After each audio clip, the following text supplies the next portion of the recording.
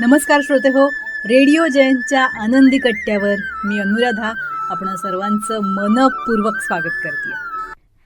श्रोते हो, आजच्या आनंदी कट्ट्यावरून नुकताच वाचनात आलेला एक छान विचार तुमच्याशी शेअर करते. लहानपणी एक गोष्ट नेहमी पाहायचे, घरातले बाबा काका किंवा आजोबा बाहेर पडले की आई किंवा आजी दार लगेच लावायच्या नाहीत. दाराची कडी तशीच अर्धी उघडी ठेवायच्या. एकदा मी आजीला विचारलं, आजी दार का उघडं ठेवतेस ग? आजी हसली आणि म्हणाली, अगं घरातनं बाहेर पडलेला माणूस कधी 2 पावलं जाऊन परत येतो, कधी रुमाल विसरतो, कधी चावी, कधी फक्त एक गोष्ट सांगायची राहते.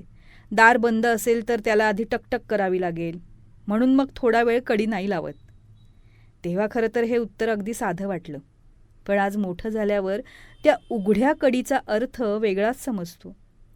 नात्यांमध्ये सुद्धा असं असतं ना, बघा राग येतो, गैरसमज होतात, अबोला धरला जातो. पण आपण जर मनाचं दार कायम बंद करून टाकलं ना, तर समोरच्याला परत यायचं धाडसच होत नाही. कधीकधी एखाद्या नात्याला मोठ्या मोठ्या शब्दांची गरज नसते, फक्त एवढं जाणवायला हवं असतं की तू परत आलास तर हे दार अजूनही तुझ्यासाठी उघडं आहे. याचा अर्थ प्रत्येक चुकीला माफी द्यावी असा नाही, पण प्रत्येक नात्याला कायमची शिक्षा देण्याआधी एक संधी द्यायलाच हवी. कारण काही लोक अहंकारामुळे नाही तर संकोचामुळे परत येत नाहीत. घराच्या दाराला कडी असते, पण मनाच्या दाराला फक्त विश्वास असतो. आजकाल सुरक्षा म्हणून आपण दार लगेच बंद करतो, ते योग्यच आहे.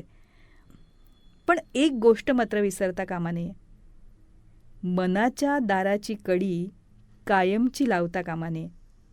कधी कोणत्या माणसाला आपल्याकडे परत यायचं असेल तर त्यानं आपल्या मनाच्या दारावर टकटक करण्यापेक्षा आपलेपणाची ऊब त्याला आधीच जाणवायला हवी, हो ना? हा होता आनंदी कट्ट्यावरचा आजचा सुंदर विचार. तुम्हाला तो कसा वाटला याविषयीची तुमची कमेंट बॉक्समध्ये नक्की लिहा. आणि त्याचबरोबर रेडिओ जयंतचे दर्जेदार कार्यक्रम ऐकण्यासाठी रेडिओ जयंत लाईक करा, शेअर करा आणि सबस्क्राईब करा. रेडिओ जयंतचं सबस्क्रिप्शन फ्री आहे. आणि त्याचबरोबर नोटिफिकेशनसाठी बेल आयकॉनवर क्लिक करायला सुद्धा विसरू नका.